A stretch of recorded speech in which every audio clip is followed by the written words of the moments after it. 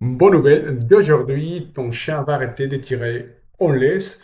Je ne suis pas là pour te donner des petits conseils simples. Non, je suis là pour te donner une vraie méthodologie qui va te donner des résultats 100% une garantie.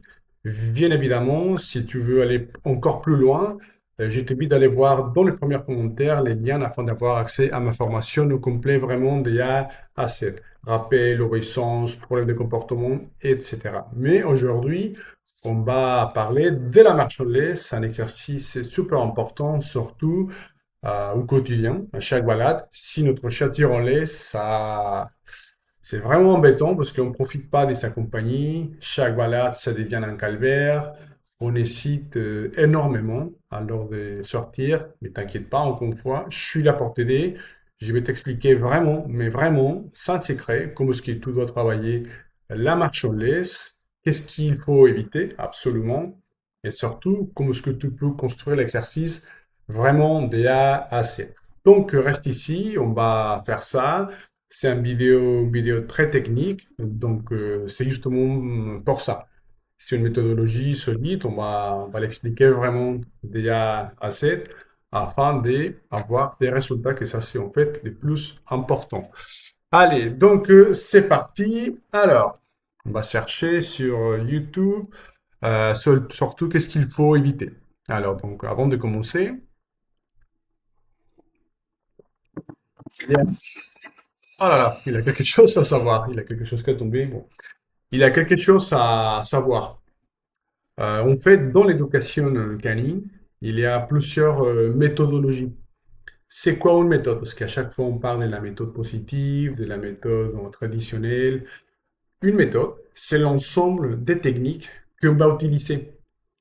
C'est quoi une technique? Bon, c'est la façon de travailler. De quelle manière on va prendre la laisse, à quel moment on va récompenser, de quelle façon on va faire comprendre notre chien certains exercices. Donc ça, c'est la méthode.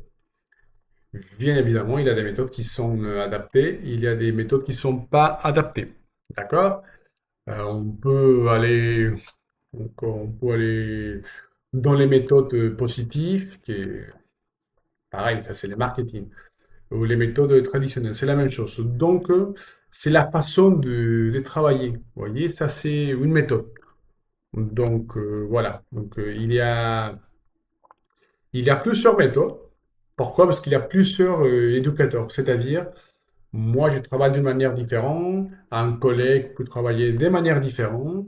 Donc, c'est pour ça que chaque éducateur a sa méthodologie sur la philosophie, entre guillemets, des en positif, sur la philosophie des pas en positif. Mais la méthode, c'est l'ensemble des techniques. Ça, c'est les plus importants et il faut garder ça en tête. Donc, on va avoir une méthodologie, une façon de travailler que moi, j'aime pas et vous allez voir pourquoi. Donc, déjà, comme je vous disais, ça, c'est un vidéo en fait que je fais afin de vous expliquer vraiment comment travailler. Alors, donc, déjà, il y a quelque chose qu'il faut tenir en compte. D'abord, on doit voir la différence entre la marche au pied et la marche au laisse. Vous voyez? La marche au pied, c'est l'obéissance. Vous allez avoir un exercice d'obéissance. Ça, c'est l'obéissance. Vous voyez, avec mon chien. C'est un exercice qu'on fait, c'est un exercice de coordination et que quand même à la fin, je lui donne la récompense. Donc je ne peux pas me balader avec un chien comme ça. Vous voyez, ça c'est compliqué. Maintenant, ici, on est en train de jouer, on est en train de faire une activité ensemble. On fait ça juste pour s'amuser. Et si vous avez un problème de comportement ou si vous avez un problème hyperactivité, on peut mettre en place des exercices comme celui-là afin de travailler la dépense mentale, la dépense physique, la réactivité, des problèmes de comportement, parce que c'est un exercice qui va fatiguer mentalement un chien, qui va nous aider à le structurer. Donc ça, c'est la marche au pied. Pareil, il y a certaines manières de faire la marche au pied, vous allez voir. Et la marche au lait, c'est pas pareil. C'est la méthode qui est Moi, personnellement, j'utilise pour les balades. C'est-à-dire, à l'extérieur, je ne demande pas à mon chat de marcher tout le temps à côté de moi. Vous voyez? Donc, c'est pas du tout la même chose. En balade, idéalement, on laisse notre chien renifler.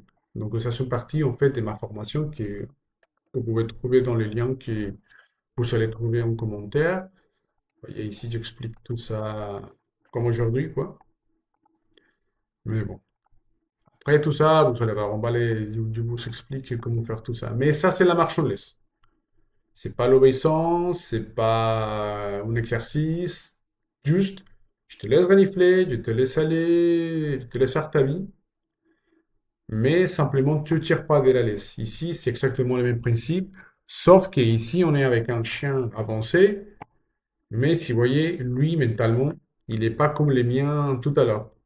Il est cool, il est calme, il se laisse guider simplement par la laisse. Il n'est pas mentalement, tiens, on est en train de faire un exercice, non? Simplement, je suis la laisse, à gauche, à droite, et c'est tout.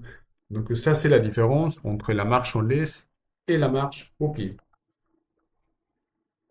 Mais la question, ça me pose. Comment on va faire alors la marche en laisse? Ça, c'est les principales. Donc, pour d'abord, les choses qu'on doit impérativement éviter. Donc lui, le monsieur, il fait un mélange entre la marche en laisse et la marche au pied, vous allez voir. En fait, ça c'est classique de la philosophie américaine, d'avoir tout le temps les chiens à côté son maître, vous voyez? Et ça c'est pas bien, moi j'aime pas, parce que si vous faites ça, on ne pourra pas les laisser renifler, et vous allez voir un chien, un malinois, si vous avez un chien de travail, qui tire, qui n'arrive pas à se dépenser mentalement, vous voyez? Donc, alors, ça y est, c'est parti. Vous voyez, le fait de faire ça, voilà, au niveau physique, ça va les faire mal. Après, oui, le récompense, mais soit on fait un exercice, ou soit on ne le fait pas. En balade, je ne peux pas tenir mon chien tout le temps euh, attentif à moi, en train de m'obéir. Non. Donc maintenant, il a mis un collier à pic, histoire de que les changements de direction soient beaucoup plus clairs, entre guillemets, pour les chiens. Alors, un collier comme ça, on peut les utiliser. Si vous voulez, je peux faire une vidéo comme ça, histoire de motiver la marche anglaise. Mais bon, ça, c'est hyper rare de le faire. Et ça, il le fait juste pour rendre les chiens les plus sensibles, vous allez voir. Vous voyez comme il est déjà stressé. Maintenant, il ne ranifle plus. Et à chaque fois qu'il tire, pac, un coup de laisse.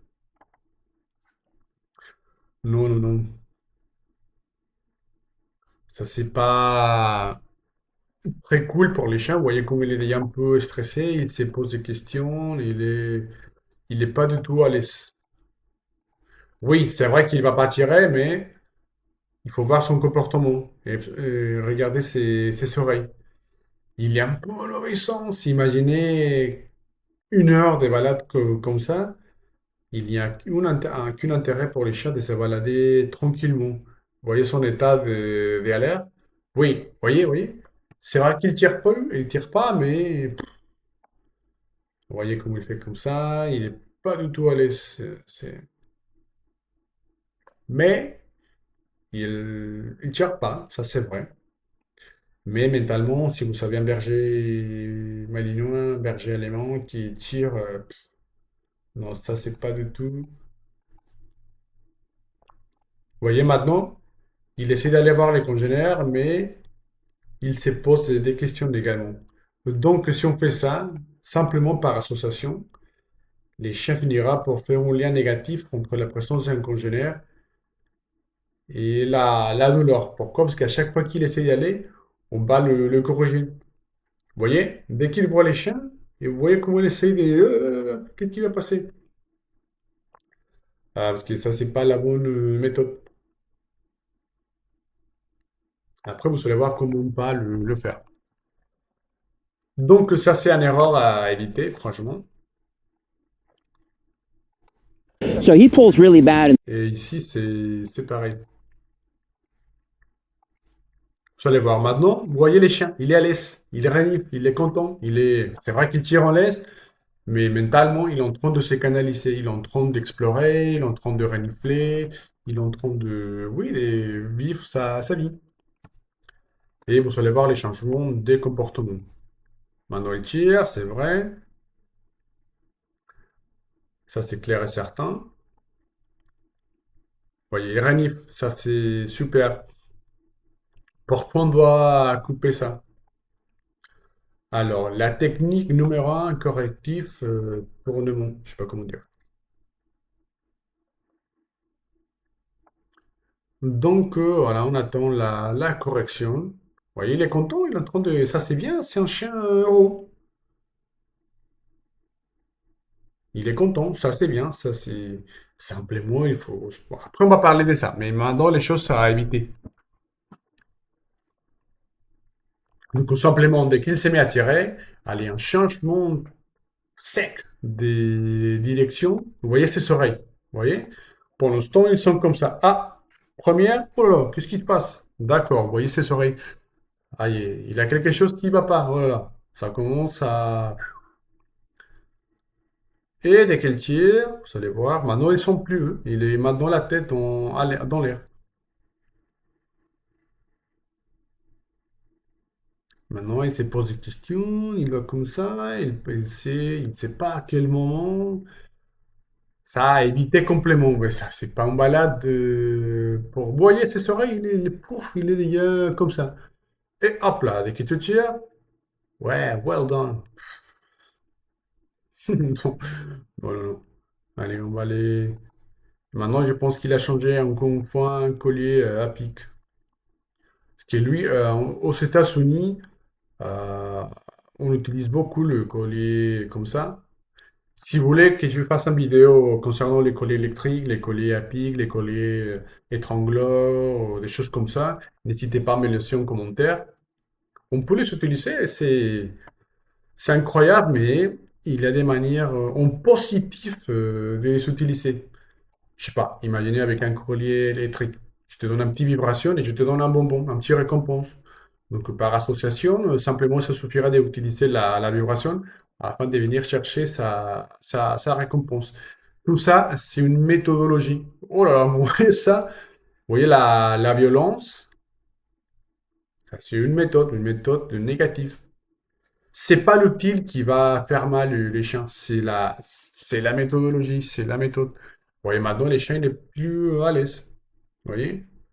Il se pose des questions. Oh là là, qu'est-ce qui se passe? Il n'est pas comme tout à l'heure, hein. C'est vrai qu'il tire pas, mais mentalement, qu'est-ce qu'il est en train de faire? Et ça, les éducateurs nous vendent ça comme une transformation. Vous voyez ici, c'est transformation. Ouais. C'est vrai que oui, il tire pas, mais vous voyez ses oreilles comme ils sont pas comme tout à l'heure, hein. Il est en soumission, il est oh là là, je sais pas quel moment. Et on tire, oui. Et ça, c'est pas possible. Tu peux tenir ton chien parfaitement, parfaitement. Désolé, les français, c'est pas la langue. Tu peux tenir ton chien parfaitement contrôlé sans les stresser. Code de communication, gestion d'émotions, obéissance, fatigue mentale, et voilà. Vous voyez, à chaque fois que la dame fait ça, les chiens se stressent. Tu peux pas te balader ton chien en obéissance tout le temps. C'est non, surtout si tu es un malinois, un berger allemand, un chien avec beaucoup d'énergie. Mais non, non, non. Alors, donc, comment on peut le faire en positif? Comment est-ce qu'on peut le faire et comment est-ce qu'on peut contrôler les chiens aussi en même temps? Vous allez voir la réponse. Alors, donc, déjà, c'est impératif. Si vous voulez un marche en laisse, voilà, ça c'est la musique. Si vous voulez un marche en laisse nickel, propre, il y a 12 éléments qui sont indispensables. Si on n'arrive pas à combler ses besoins, physiquement et mentalement parlant. La marche en laisse, c'est-à-dire ça, c'est mort. Bon, on peut le faire comme lui, mais mentalement, pour notre chien, c'est pas top, quoi. C'est pas une solution. Alors, à chaque fois, on dit ça, mais qu'est-ce que ça veut dire exactement la dépense mentale? La dépense mentale, c'est l'obéissance que je viens de vous expliquer, comme tout à l'heure. Vous voyez? Allez, on fait un petit vidéo. Vous voyez, vous allez voir la différence. La dépense mentale, c'est ça, c'est un exercice de coordination. C'est l'obéissance, mais en positif. Vous voyez la différence, comme tout à l'heure? Vous voyez, ici, on est en train de jouer, on est en train de s'amuser, les chiens, il est content. À la fin, je lui donne Vous voyez ses oreilles, comment ils sont droits, comme ça, parce qu'il cherche la récompense. Il n'est pas en soumission. Mais encore une fois, bon, ça, c'est les côtés mentaux, parce que sinon, on va parler beaucoup. Donc, ça, c'est la dépense mentale. Dépense physique, c'est simple, c'est les balades voilà, en liberté. Les balades sans laisse, pardon, les balades au parc, au bois. Attendez, c'est moi chercher. Bon, c'est pas. Les balades en liberté, à condition, bien évidemment, de maîtriser les rappels. Si on ne maîtrise pas les rappels, euh, on ne pourra pas se balader sans laisse jamais.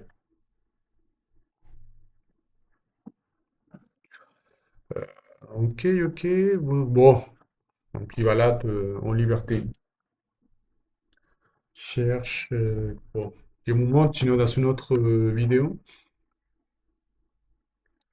Je cherche un collier fixe, un collier normal, afin de vous expliquer déjà la marche en laisse. Bon. Voilà, comme je vous disais, c'est une vidéo longue, c'est une vidéo technique, mais vous inquiétez pas, dans la formation de ligne, c'est beaucoup plus fluide. Ici, parce que je suis en train de chercher des choses. Et voilà. Bon, le balade comme ça au bois. Voilà, c'est ça. Vous voyez? Oh là là, lui.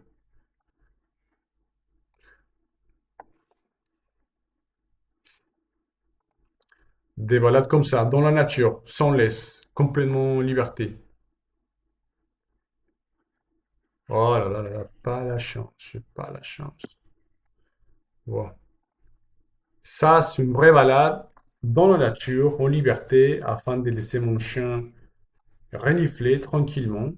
Ça va m'aider énormément à les canaliser. Le fait de les laisser explorer à gauche, à droite, c'est top, c'est super. Vous voyez? Bon, ça c'est une chose. Fatigue mentale et fatigue physique. Maintenant, on doit construire l'exercice. Comment on va faire l'exercice? Voilà. Donc, on va prendre les vidéos de la formation. Tac, tac, tac. Donc, d'abord, comme je vous disais, on laisse notre chien sentir à gauche et à droite. Ça, c'est sa balade, à condition de pas tirer. Donc, on a parlé déjà de la marche en laisse contre la marche au pied, encore une fois. Ça, c'est la marche au pied, comme je vous disais, qu'on peut utiliser dans la réactivité, ou si vous avez un chat avec beaucoup d'énergie. Ça, c'est une technique. Et ça, c'est la marche en laisse. Vous voyez la différence? Oui, je te laisse renifler à gauche à droite, mais tu ne tires pas. Alors, comment on va le faire?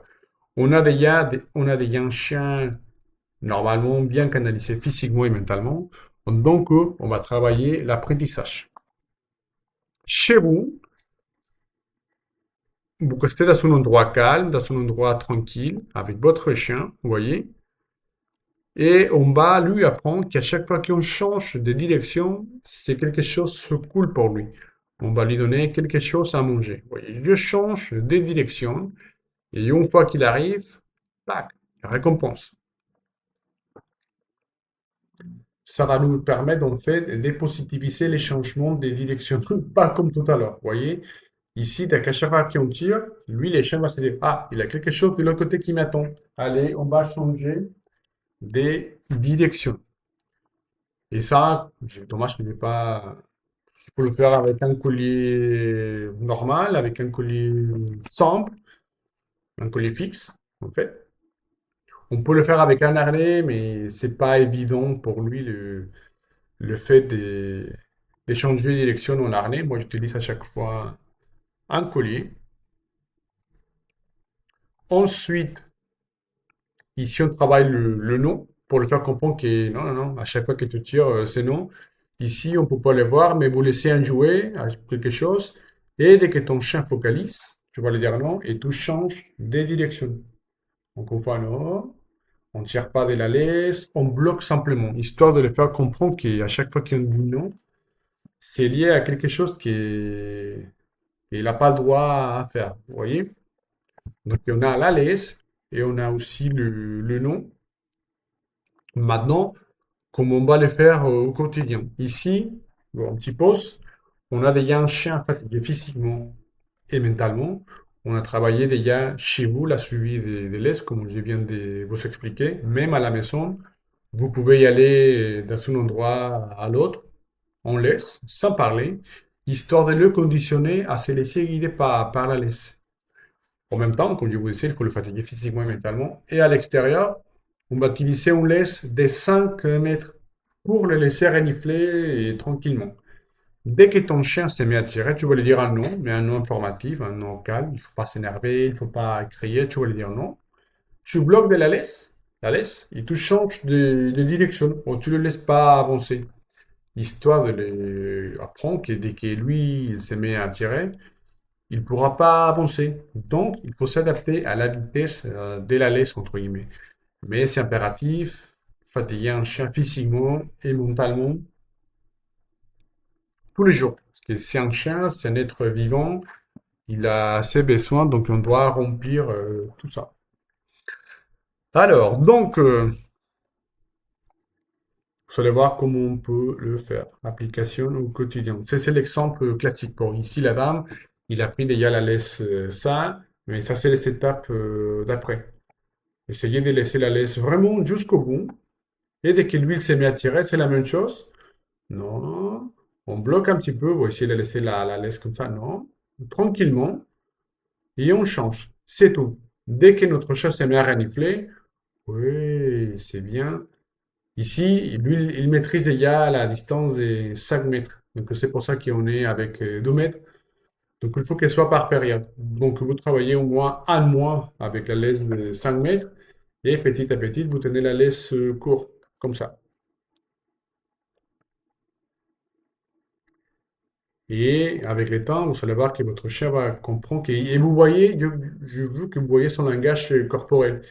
Il n'a pas peur, il n'est pas stressé, il n'est pas en soumission, il n'est pas comme les chiens de tout à l'heure.